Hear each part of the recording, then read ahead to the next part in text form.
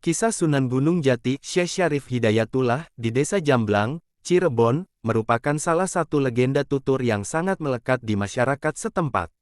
Kisah ini biasanya berfokus pada strategi dakwah beliau yang lembut dan penuh kearifan lokal.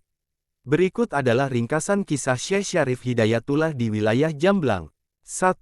Perjalanan dakwah ke barat. Setelah membangun pusat pemerintahan di Kasultanan Cirebon, Sunan Gunung Jati sering melakukan perjalanan ke arah barat wilayah pedalaman untuk menyebarkan agama Islam.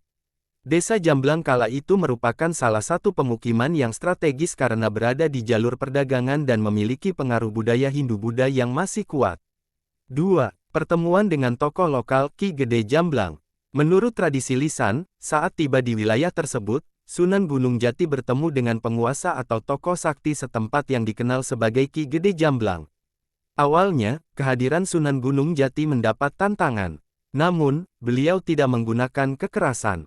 Beliau menggunakan pendekatan, ngaji diri, dan menunjukkan akhlak yang mulia. Konon, terjadi adu kesaktian yang bersifat simbolis, di mana Sunan Gunung Jati berhasil menunjukkan bahwa kekuatan sejati berasal dari Allah SWT. Ki Gede Jamblang akhirnya takjub dan menyatakan diri memeluk Islam. 3. Asal-usul nama, Jamblang. Ada versi cerita yang mengaitkan nama desa ini dengan aktivitas dakwah Sunan Gunung Jati. Pohon jamblang, dipercaya saat beliau beristirahat, terdapat banyak pohon jamblang duet di sana.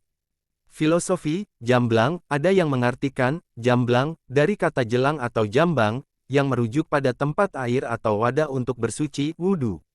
Sunan Gunung Jati menekankan pentingnya kesucian lahir dan batin bagi penduduk setempat. 4. Warisan budaya dan sumur keramat.